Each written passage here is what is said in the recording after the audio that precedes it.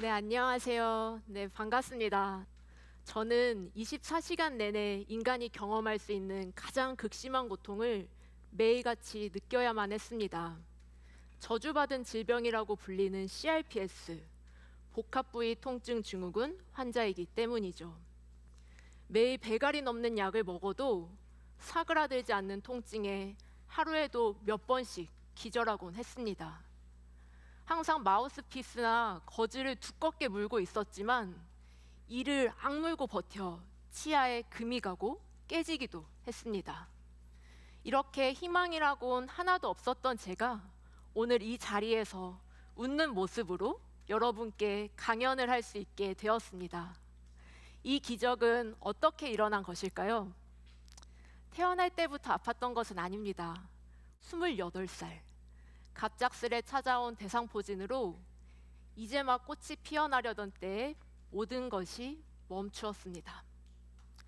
의사 선생님의 표현을 빌리자면 아주 재수없게 대상포진으로 인한 후유증으로 인해 CRPS라는 희귀 난치병이 제 삶에 찾아온 것입니다. 저의 통증 부위는 오른발이었는데요. 발에 닿는 모든 것이 통증이었습니다. 양말을 신는 것에도 아주 큰 결심이 필요했습니다. 양말을 신으면 양말 천이 닿아서 아프고 양말을 신지 않으면 맨발에 바람이 닿아서 아팠습니다. 당연히 신발도 신지 못했습니다. 사람이니 씻어야 했습니다. 샤워할 때 발에 닿는 물방울은 쇠구슬이 떨어지는 것 마냥 아팠습니다.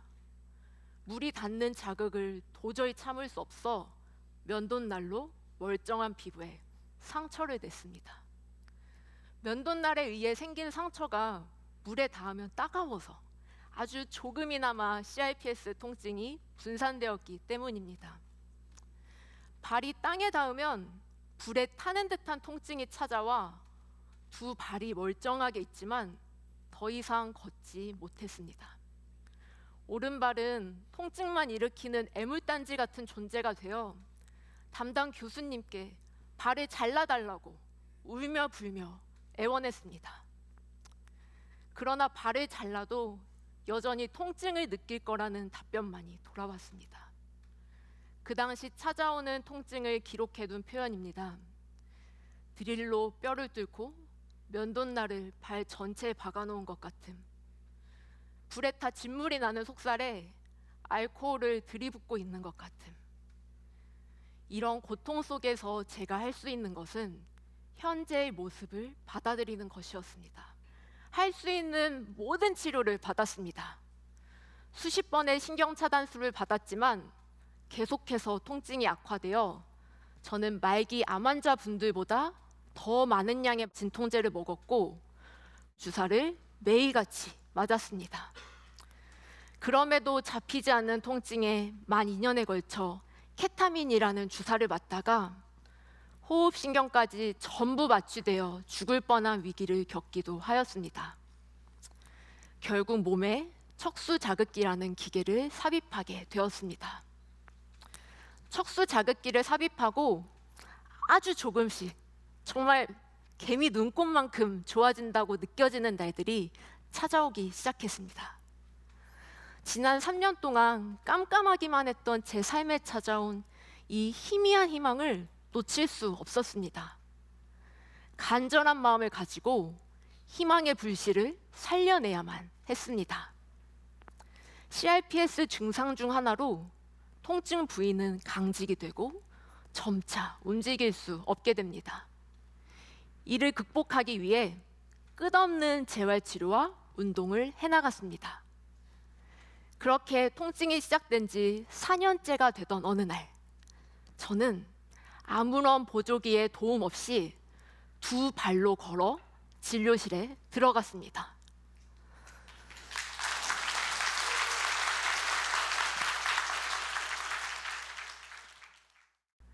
다시 두 발로 걷게 된 건 단 한순간에 일어난 기적이 아니었습니다. 매일같이 이악 물고 진행한 치료와 재활로 희망의 조각을 얻었고 그 조각들이 모이고 모여 기적이 되었습니다. 사실 두 발로 걷는 순간에도 통증이 심해 제대로 걷지는 못했습니다. 그럼에도 제가 보조기의 도움 없이 두 발로 걸어야 했던 이유는 분명했습니다. 저희 부모님은 모든 의료진 분들이 인정한 최고의 보호자였습니다. 통증 환자가 힘든 사실 중 하나는 증상이 눈에 보이지 않는다는 것입니다. 그래서 이를 이해하지 못하는 보호자분들도 많은데 저희 부모님은 제 상황을 온전히 이해하고자 노력해 주셨습니다. 특히나 딸의 간병을 위한 엄마의 퇴직은 또 하나의 희망 조각을 모으게 해주었는데요. 혼자 있었다면 통증에 지쳐 하루 종일 침대에 누워만 있었을 텐데 엄마의 설득에 날씨가 좋을 때면 같이 손을 잡고 집 앞에 나가 5분이라도 걸어보았습니다. 이제 그만 포기하고 싶을 때면 곁에서 응원해주는 엄마를 보며 다시 힘을 내었고 잃어버렸던 미소까지 점차 되찾게 되었습니다. 기적은 저 혼자만의 힘으로 만들어가는 것이 아니었습니다. 저보다 더 간절한 마음으로 기도하시는 부모님의 모습을 보며 저는 아프기 이전의 모습으로 되돌아가기 위한 노력을 포기할 수 없었습니다. CRPS는 신경계 질환이라 비나 눈이 오는 날에는 통증이 더 심해져 응급실에 가는 일상이 반복되었습니다. 언제까지 이런 삶을 살 수는 없었습니다. 하루는 비가 오는 날 가족들이랑 차를 타고 외식을 하러 나갔다 오는 시도를 해보았습니다. 여기 왼편에 있는 사진이 제가 그날 아빠 차에서 혼자 창문에 이렇게 적어놓은 낙서인데요. 조금은 위태로웠지만 다행히 저희는 밥을 맛있게 먹고 집에 돌아왔습니다. 그리고 곧바로 저는 응급실에 실려가게 되었죠. 하지만 이는 실패한 노력이 아니었습니다. 비 오는 날 가족들이랑 외식을 했다는 기억 자체가 저에게는 새로운 희망이 되었거든요. 그리고 계속해서 포기하지 않고 몸의 상태를 살피며 날씨가 좋지 않은 날에도 변화를 시도했습니다. 그 결과 이제는 비 오는 날이면 직접 제 손으로 우산을 들고 두 발로 자유롭게 걸어 다닐 수 있게 되었습니다.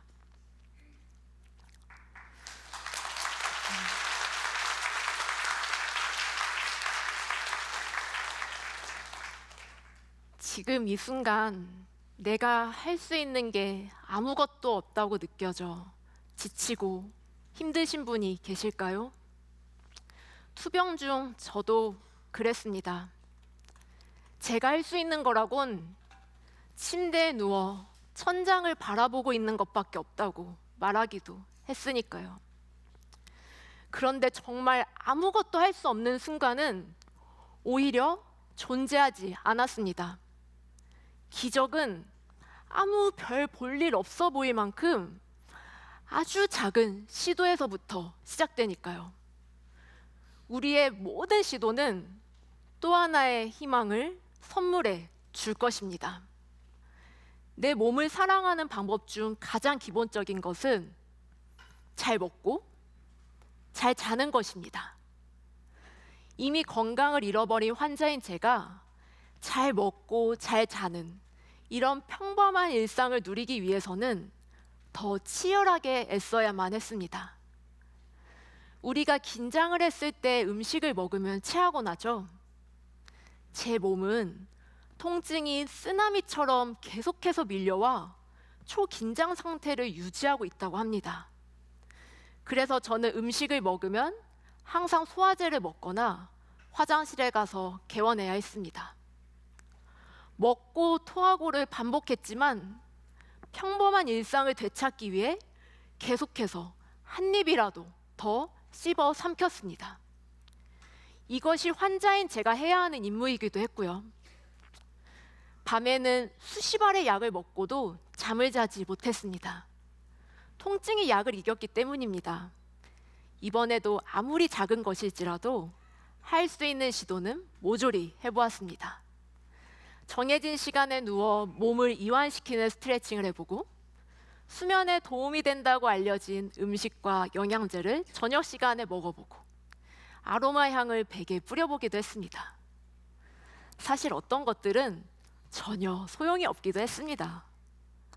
그러나 이 아주 사소한 노력들은 희망의 불씨를 꺼트리지 않게 해주었고, 이 노력이 쌓이고 쌓여 이제는 아무런 약의 도움 없이 잠을 잘 수 있는 기적을 만들어 주었습니다.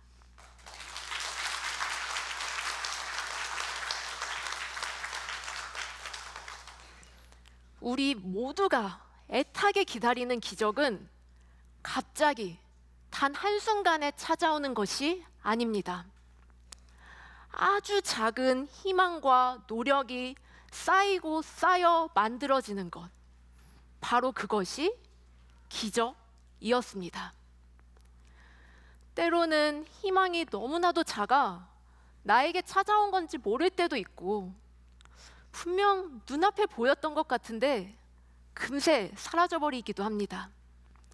그럼에도 포기하지 않고 주어진 하루 동안 제가 할 수 있는 최선의 노력을 하며 버텨내었더니 모든 시간들이 모여 기대할 수조차 없었던 오늘의 기적을 만들어내었습니다. 현재 저는 하루에 배가를 넘게 먹던 약을 줄여 평균 3알 정도만 먹고 있습니다.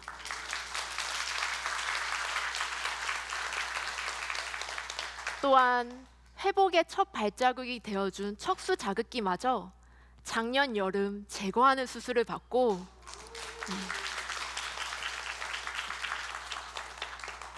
지금 이 순간 아무 기계의 도움 없이 여러분 앞에 두 발로 서서 강연을 할 수 있게 되었습니다.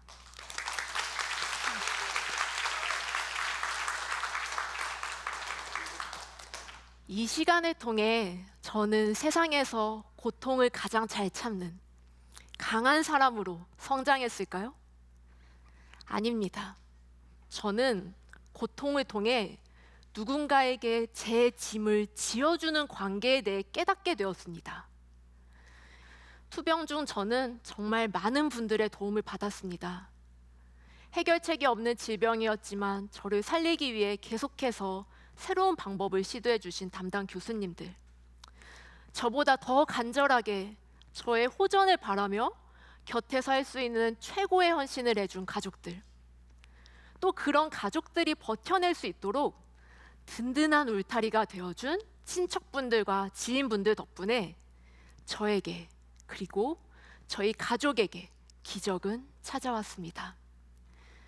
기적은 혼자만의 힘으로 만들어내는 것이 아닙니다. 제가 환자로서 전념할 수 있었던 것도 가족들과 가족들을 지탱해준 주변 사람들의 사랑 덕분이었습니다. 지금 누군가에게 작은 희망을 주기 위해 먼저 손을 내밀어 보세요. 반대로 나에게 그 작은 희망이 필요하다면 용기 내어 어려움을 먼저 고백해 보세요. 작은 희망은 모이고 모여 우리 모두에게 기적이 찾아올 것입니다. 감사합니다.